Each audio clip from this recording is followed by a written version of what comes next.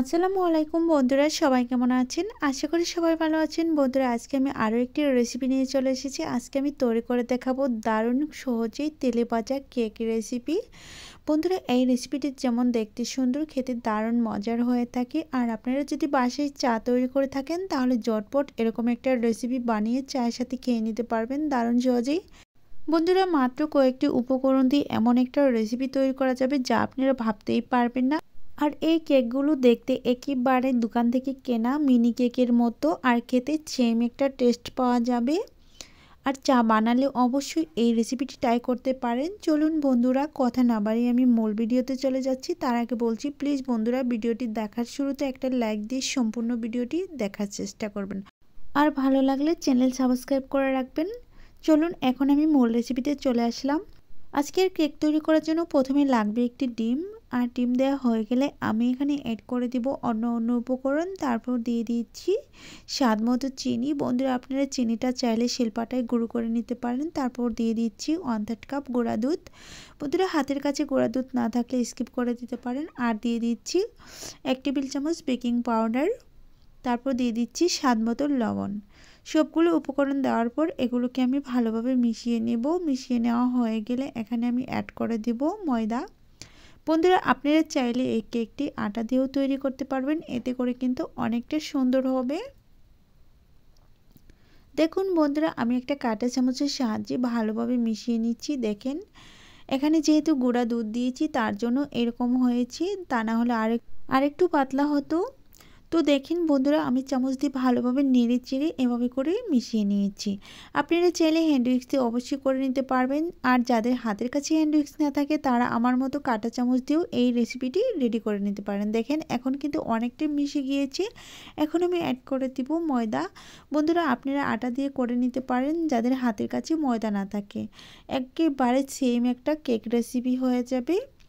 তো দেখেন, প্রথমে আমি এভাবে করে কাঁটা চামচ দিয়ে ভালোভাবে মিশিয়ে নেব। তারপর বাকি কাজটুকু হাত দিয়ে করে নিব। দেখেন, আমি এই যে কাঁটা চামচ দিয়ে ভালোভাবে মিশিয়ে নিচ্ছি। আর বন্ধুরা, আপনারা চাইলে শুরু থেকে হাত দিয়ে কাজটা করে নিতে পারেন, এতে করেও কিন্তু অনেকটা সুন্দর হবে। প্রথম অবস্থায় একটু টাইট লাগবে, কিন্তু কিছুক্ষণ মেশানোর পর সুন্দর একটা ডো তৈরি হয়ে যাবে। আজকের কেকগুলো বানানোর জন্য এরকম একটা ডো দিয়ে বানিয়ে দেখাবো যা আপনারা ভাবতেও পারবেন না এমন ডো দিয়ে সুন্দর একটা কেক হতে পারে।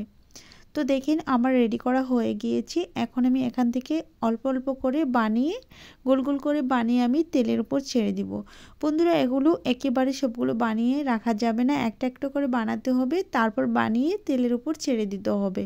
বন্ধুরা দেখেন, একটুখানি ডো নিয়ে আমি হাতের তলানিতে নিয়ে গোল করে নিচ্ছি। আর এটা যখন তেলের উপর ছেড়ে দেওয়া হবে অনেকটা চ্যাপ্টা হয়ে যাবে। তো বন্ধুরা, চুলায় আমি তেল বসিয়ে রেখেছিলাম আর সেই তেলটাকে হালকা আঁচে গরম করে নিয়েছি। আর সেই গরম তেলে আমি এই কেকগুলো বানিয়ে বানিয়ে ছেড়ে দিচ্ছি। অবশ্যই একটি বিষয় খেয়াল রাখতে হবে, তেলটা হালকা আঁচে গরম করে নিতে হবে আর চুলার আঁচটা লোয়ে রাখতে হবে। তা না হলে অতিরিক্ত হাই হিটে গরম করে এই পিঠাগুলো বা কেকগুলো ভাজতে গেলে উপর থেকে খুব তাড়াতাড়ি কালার চলে আসবে আর ভেতরটা অনেকটা কাঁচা রয়ে যাবে, একেবারে পিঠার মতো হয়ে যাবে। কেক তো একেবারেই বোঝা যাবে না। দেখেন বন্ধুরা, আমি কিছুক্ষণ পর দেখিয়ে দিচ্ছি, অনেকটা ফুলে গিয়েছে আর একটু চ্যাপ্টাও হয়ে এসেছে। দেখতেই পারবেন এটা ফুলে আরও বেশি ডবল হয়ে যাবে, যেহেতু আমরা এখানে বেকিং পাউডার অ্যাড করেছি।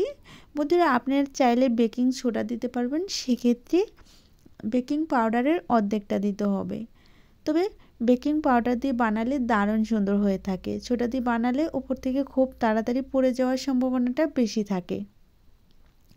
দেখেন, আমারটা কিছুক্ষণ ভেজে নেওয়ার পর অনেক বেশি ফুলে গিয়েছি। এভাবে করে কিছুক্ষণ ভেজে তারপর আমি একটা পাশ উল্টিয়ে নিব একটা চামচের সাহায্যে। আমি প্রথমে এখানে স্টিক দিয়ে করে নিচ্ছি, একটু নড়াচড়া করে নিচ্ছি, তারপর আমি চামচ দিয়ে এটাকে উল্টিয়ে নেওয়ার চেষ্টা করব।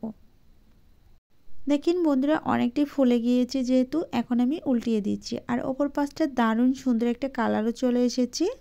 অতিরিক্ত হাই হিটে ভেজে নিলে এই কালারগুলো একেবারেই আসবে না, খুব তাড়াতাড়ি পুড়ে যাবে আর দেখতে একটুও ভালো লাগবে না, খেতে একেবারে খারাপ লাগবে।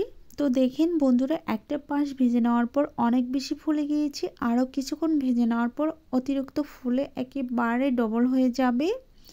বন্ধুরা, এই কেকগুলো আপনারা বানিয়ে বাচ্চাদের টিফিনে রাখতে পারেন কলার সাথে, অথবা বড়দের চায়ের সাথে রেখে দিতে পারেন। চায়ের সাথে এগুলো খেলে বুঝতেই পারবে না হাতে তৈরি করা কেক, একেবারে বাজার থেকে মিনি কেকের মতো লাগবে। বন্ধুরা কেকগুলো 2 থেকে 3 মিনিট ভাজার পর এরকম একটা কালার চলে এসেছে। আমি আরও কিছুক্ষণ ভেজে নেব, সুন্দর একটা কালার আসা পর্যন্ত একটু হালকা কড়া করে আমি ভেজে নেব। আপনারা চাইলে এই অবস্থায় নামিয়ে নিতে পারেন। আপনাদের কালারটা আপনাদের পছন্দ মতো করে রাখতে পারেন, তবে অতিরিক্ত কালার করতে গেলে পড়ে যাবে, সেটা মাথায় রাখতে হবে। তো দেখেন বন্ধুরা এখন কিন্তু আরও বেশি সুন্দর লাগছে। বন্ধুরা আমি যতক্ষণে এই কেকগুলো বেজে নেব ততক্ষণে বলছি প্লিজ বন্ধুরা ভিডিওটি ভালো লাগলে চ্যানেল সাবস্ক্রাইব করে রাখতে পারেন। তার সাথে বলছি পাশে থাকা বেল বাটনটি অন করে রাখতে পারেন আমার চ্যানেলে ভিডিও সবার আগে পাওয়ার জন্য।